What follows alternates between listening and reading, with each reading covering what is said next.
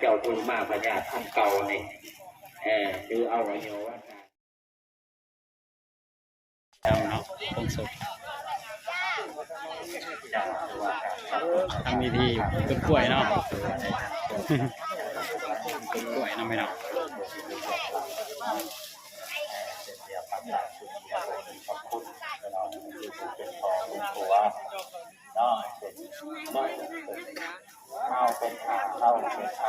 จุดกลางแจ้งเลยเนาะ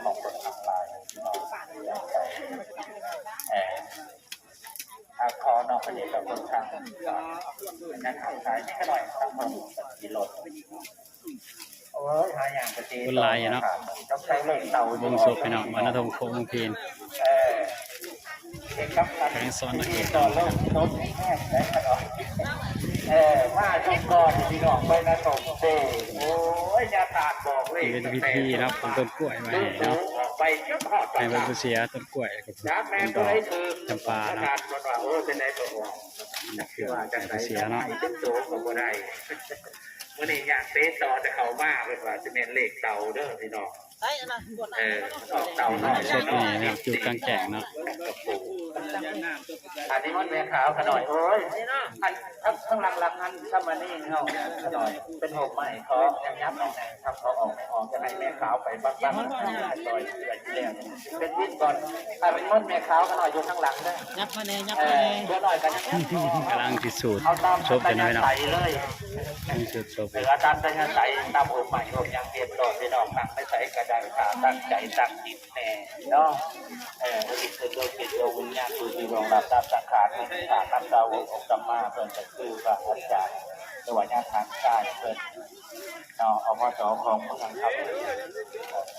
เช่าเลยเราเป็นเตียนเป็นทีปรึกษาของอบจจับมือทีเท่าเนาะถ้าบนหลังนั้นบ้านสัญญาเดี๋ยวเราไปดึงสายเต็มกันหน่อยดึง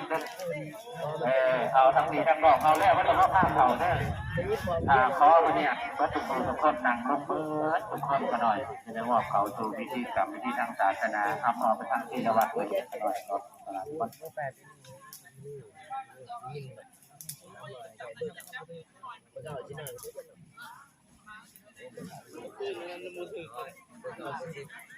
ชิมือยิ่งเกิดยิ่งสับแล้วเมื่อดาวใหญ่ว่า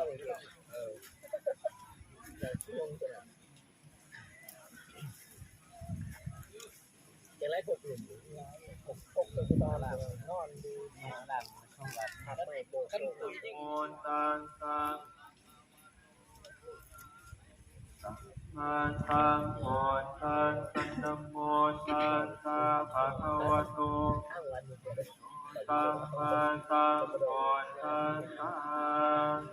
เอตุปัสสโยอารมณปัสสโยอธิปติปัสสโยอาทันตระปัสสโยสัมมานันปัสสโยสหัสสะปัสสโยอัญญมัญญปัสสโยนิสยปัสสโยอุปนิสยปัสสโยปุเรสัตปัสสโยปัสสะสัตปัสสโยอาเสวนาปัสสโยกัปปปัสสโยวิปัสสปัสสโยอาหารปัสสโยอิทธิริยปัสสโยสันปัสสโยมัคคปัสสโยสัมปโยตปัสสโยวิปโยตปัสสโยอธิปัสสโยนัตติปัสสโยวิคาตปัสสโยอวิคาตปัสสโยอโรกัสสนิมานะสัมภวะเยอภริมาณุทังอาตุตติริยันตังสันติสันจารณิสิโนวัสยาโนวายาวะตัสสะเวคาตามิโตเอตัสสะติงะเตชยาวิหารังอิขมามุติตินจาอนุปะคัมปะทิรวะตัสสะเนนะสัมปันโนนยังเกตังนายิสัตตุคัมปะสยังปุณเรงเกนัมมารูปังทุขังอนิจจังอนัตตาตุเตียตุปังยิมังกายกังภาเว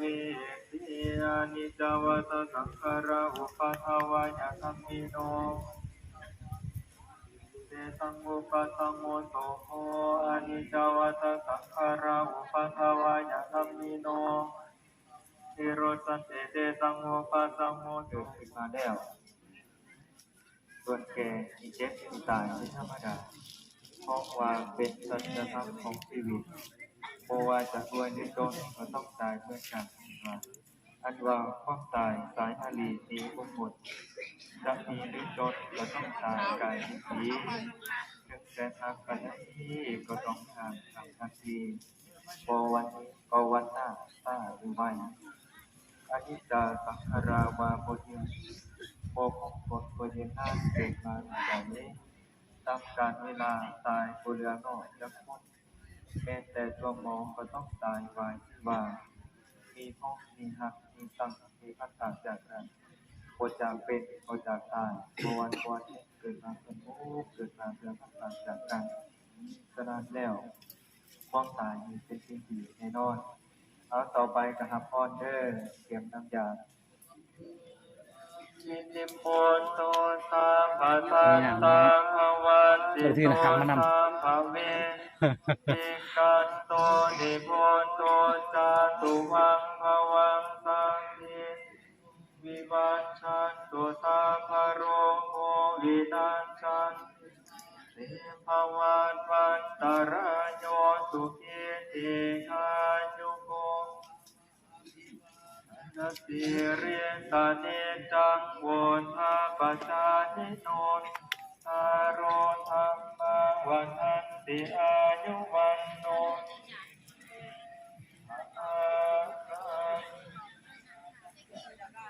ยาทัพเตยัสสะโคทัชินาเดชะสังฆเดสุปฏิทิตาเดชะรัตังสัทธานาโตอุปกัมปติโตยะดิธัมโมจักอายังหิทัสสิโตเบตานาบูชาจักขตาอรุชาเดกุนามานุปาทินังสุเมปุญญปัสสุตังอานัมปะกันติโอ้ขอจงมีเพื่อนญาติของเดินสู่สุคติภพภูมิที่ดีด้วยสาธุนิสัยสัพพะเลือด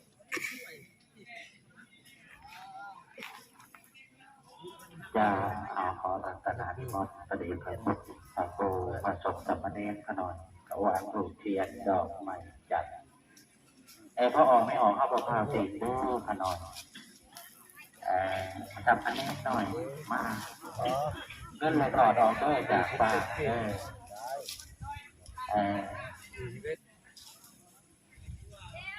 หลังจากจั่วแล้วขอนิมนต์แม่ขาวขอขาวอร่อยชาวบ้านรูปเรียนดอกไม้จันทร์หลังจากแม่ขาวแล้วก็ขอเชิญนอกการนำเอาผู้ขัดสุดฝากส่วนบรรดาทางเขตทางญาติพี่น้องชาวบ้านรูปเรียนดอกไม้จันทร์เอาก็ขอตั้งหน้าไปทางขอบครัวกันหน่อยก่อนอื่นก็ขอกราบพระราชการพระเทลาเทลาแม่ขาวแล้วก็ขอเทียนการนำของบ้านเขานอกทุกขัดทุกฝากส่วนที่ตลกระดับถือเรียนบรรดาทางเขตเปิดมีทหารญาติพี่น้องเด็กในหน้าตาทางขอบครัวแสดงความขอบใจขอแสดงความคุณคนทีนะไปนะจะมีปืนคนละหมัดทำพิธีไอ้อ้อยอันนี้การมะม่วงในการการนะและก็ขอใจกระเจาะเลยดินะกระเจาะจะลูกนะคืนเราไปนะ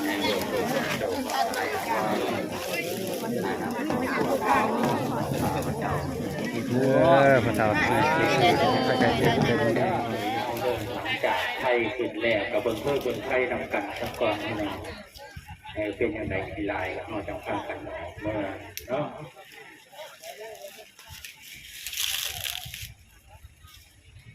อันข้างเบื้องตะเวนตกตะเวนตกเสียงเหนือพอมีบางกระโปงที่ยับจุฬาปีในเดิมทำตั้งเลยเนาะยับจุฬาปีเดิมใครยังมึงหวยทางตะเวนออกกำลังจะเจอชมตะเวนตกเสียงเหนือแบบว่าต่อยใช่เลยวะจะผ่าคนนั้นคือว่าเขาไปโหลดพี่น้องคนนั้นคือโจรน้ำมันเป็นทดแล้วเป็นเคยกระไดพี่น้องเข้าเขาไปโหลดเคยใหญ่เป็นเคยใหญ่บอกนวดวางเลยเคยใหญ่แล้ว บึ๊บเลยน้ำมันเลย ค นะ รับท่านเคยเป็นสั่งให้เนาะ มันก็ส่วนบ่ เอาก็เกิดบนเรียน เชิญบ่นั่นนะ เราเติมเลยศาสนาบ่ให้เจ้าทุนมากพญาท่านเก่านี่คือเอาไว้โยว่าการเงินคำมันมาหลายๆนี่แหละจับออกมาอีกเด้อจะตอนนั้นพวกไว้เดือน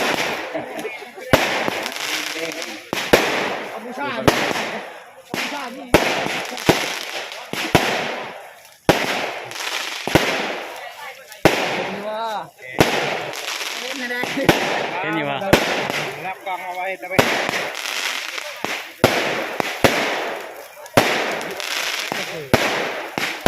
อยู่แล้ว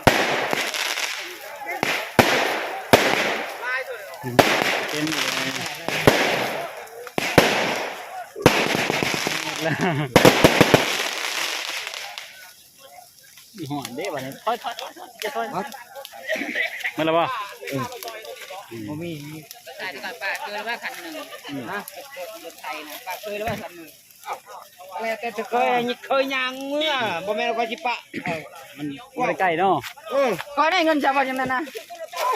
เมื่ออะไรไปเอาวัน ช่างมือจะขี่รถเมื่อย ยางเอาเลยเนาะ แล้วจนไปแล้ว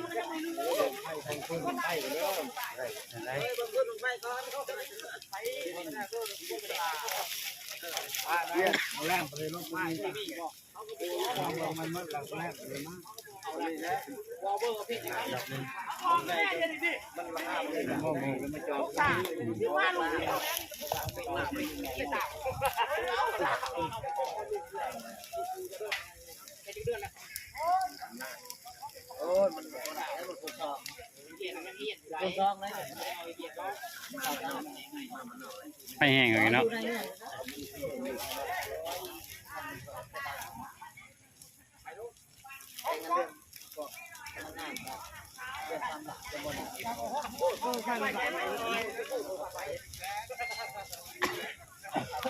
กิโล ลมเจอจำเลย เจ็ด เจอขึ้นโหลด เจ็ดหัวยังเลย ได้สิ นะดอกสอง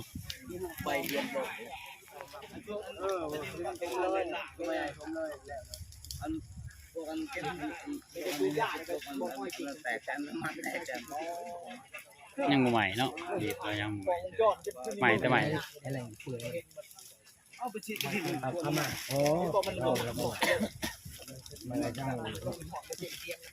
ขี้เอาเนาะ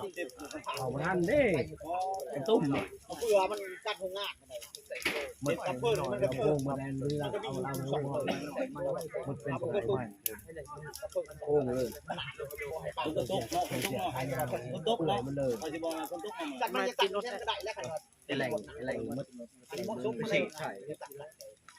ต่างวันนะทุกคนนะ ไทยมันทำไม เดี๋ยวกูยังไป ห่วงมา เป็นทำไมเขียนเขา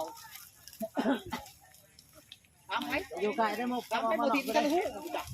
อยู่ไกลแล้วนะคือบอกมันว่าก็ชื่อเพชรเมนมันยิงเพชรมากบนแตนเพชรยังนี่มองดิเป็นมองดิมันก็บอกพอให้เอาหายมันยังอยู่ในห้องน้ำมองหน่อยมองดิเป็นที่มองนั่นเลยอันนี้ตั้งลงแถวอยู่ในนี้นั่น เลยแค่อยากไปเนาะโอเคพี่น้องก็จบคลิปเพียงเท่านี้คลิปหน้าพบกันใหม่กดไลค์กดแชร์กด Subscribe เลยน้องบ๊ายบายสบายดี ผู้มาน้ำไปกันหมด